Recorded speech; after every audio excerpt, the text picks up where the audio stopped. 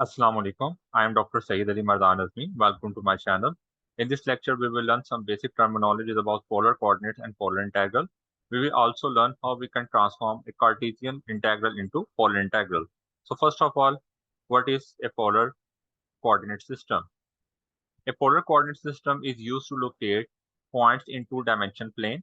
A point P in the polar coordinate is represented by r and theta, where r is the distance of the point from the origin and theta is the angle measured in counterclockwise direction from positive x-axis. Now, in two-dimensional plane, this is our x-axis, this is y-axis, this is the origin, and here I have taken this point P is equal to r of theta.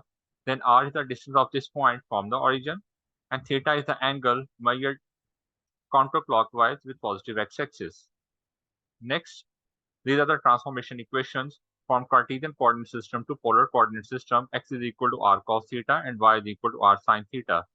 Conversely, for reverse process, we have r squared is equal to x squared plus y squared, and theta is equal to tan inverse of y over x. Now, this is the general form. On the left-hand side, this is the general form of the polar integral, double integral over the region r, f of r of theta, dA, where r is the region, and dA represents a small patch of this region. Now, please remember, in Cartesian integral, we can replace dA by dx dy or dy dx. But in polar coordinates, we always replace dA with r dr d theta. So that's why if we have to evaluate this integral, we have replaced dA with r dr d theta. Function remains as it is, so the integration has to be done. Now, r is our inner variable, so limits of r may be constant, may be variable, but the limits of theta are always constant, as theta is our outer variable. Now, in order to calculate limits of r, we will use arrow technique, but the arrow technique here is little bit different.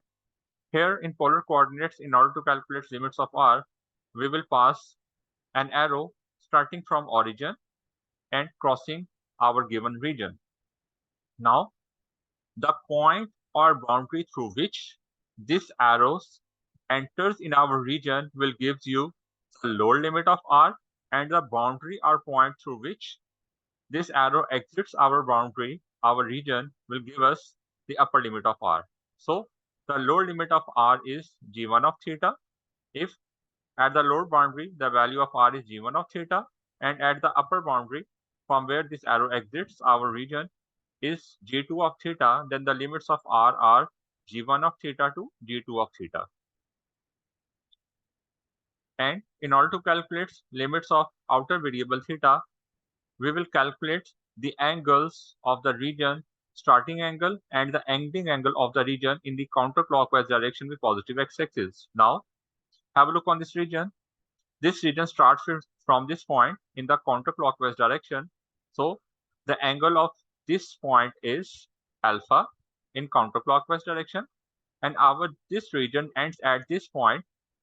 So, the angle of this point with positive x-axis in counterclockwise direction is taken as beta. So the limits of theta are alpha to beta.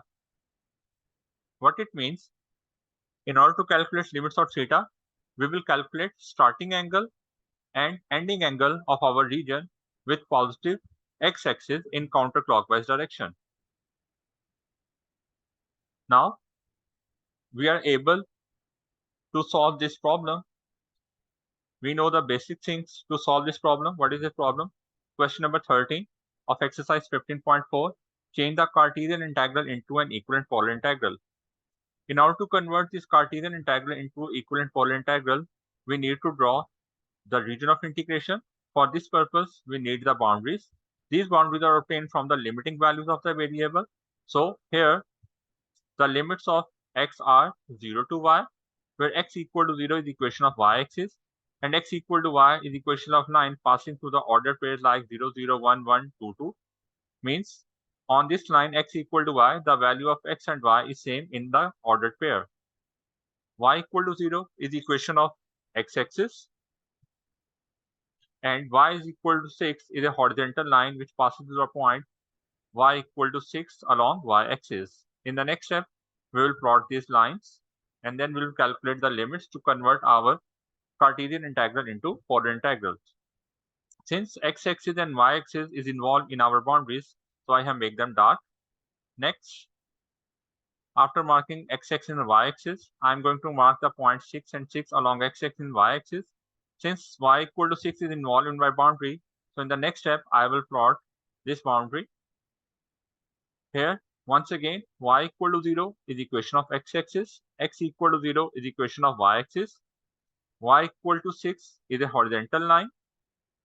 Now, I will draw the fourth boundary, x equal to y.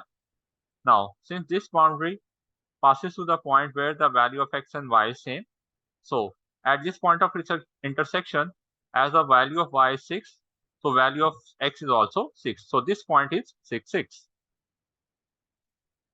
So from here, we have plotted our region of integration. This triangular region is our required region of integration. Now, after sketching our region of integration, highlighting it, in the next step, we will evaluate the limits. In order to evaluate the limits of R, we will use arrow technique here. We will pass an arrow starting from origin and crossing our region. Please note that since origin is involved in our region, so the lower limit of R is 0, as the distance of origin from itself is 0. But if we calculate the distance of origin from each point of this line, means the boundary through which our arrow exits, then the distance is different at each point. And this distance depends on the angle theta with positive x-axis.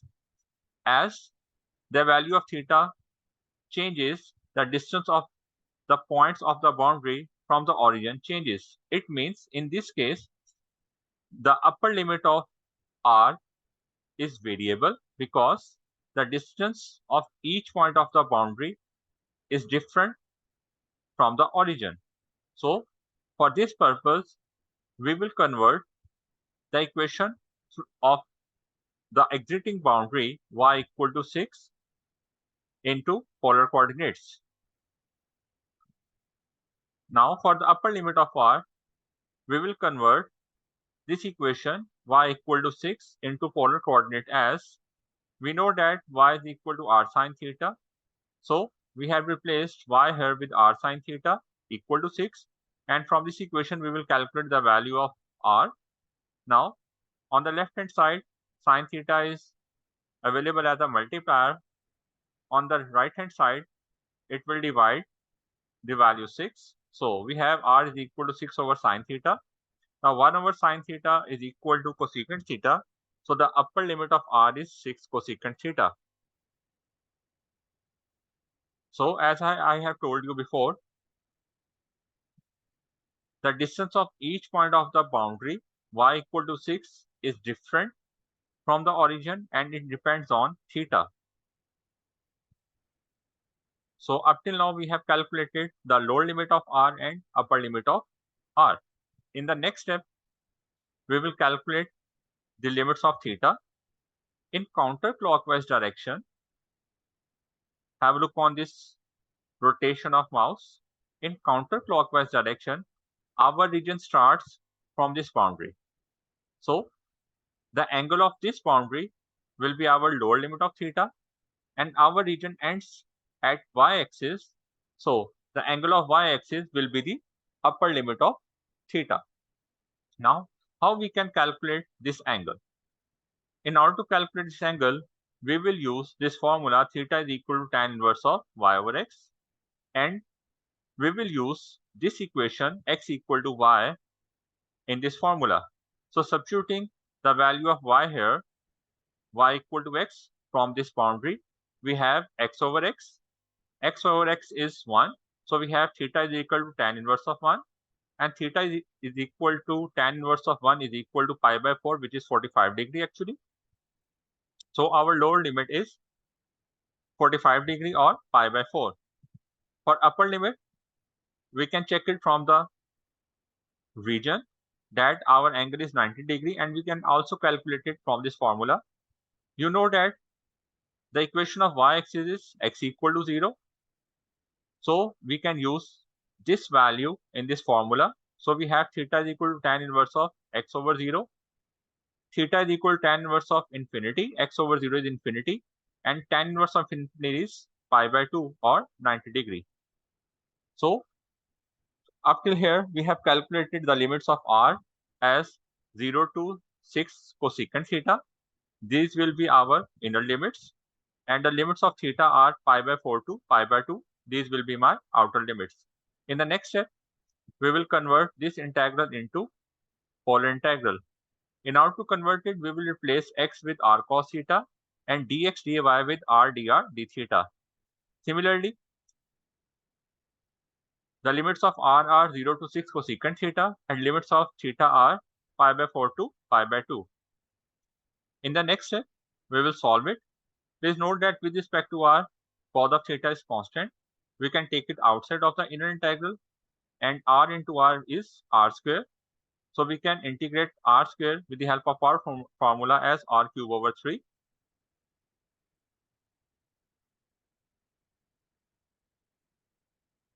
R cube over 3. So applying the limits, upper limit minus lower limit, we have 6 cosecant cube over 3 minus 0 cube over 3. Now 6 cube over 3 is constant. 6 cube is 216 over 3. We can take it outside and we have cos theta into cosecant cube theta. Now 216 over 3 is equal to 72.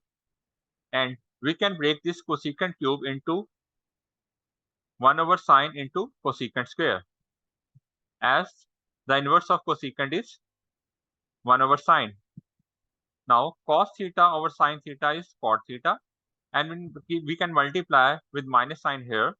Why we have multiplied with minus sign here? So that we can apply this formula. And what is this formula? If in the sign of integration we have a function with some power and derivative of that function is available as a multiplier, then the integration of this function is f of x raised to power n plus 1 over n plus 1. What it means, we will add 1 in the power of the function and divide with the same.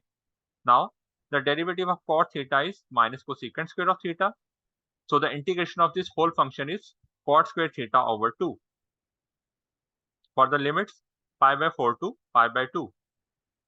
In the next step, we will apply limits, upper limit minus lower limit. And when we calculate the limits, we don't have any option in the calculator. So we will convert this cot into tan like this. So I have 1 over tan pi by 2 whole square minus 1 over tan pi by 4 whole square. Next, substituting the values of tan pi by 2 and tan pi by 4. Tan pi by 2 is infinity and tan pi by 4 is 1. In the next step, 1 over infinity is 0 and 1 over 1 is 1. So we have 0 minus 1 inside the bracket, and minus 36 into minus 1 is plus 36, which is our required answer. I hope you have understood this question. Please like, subscribe and share this content with your fellows. Allah Hafiz.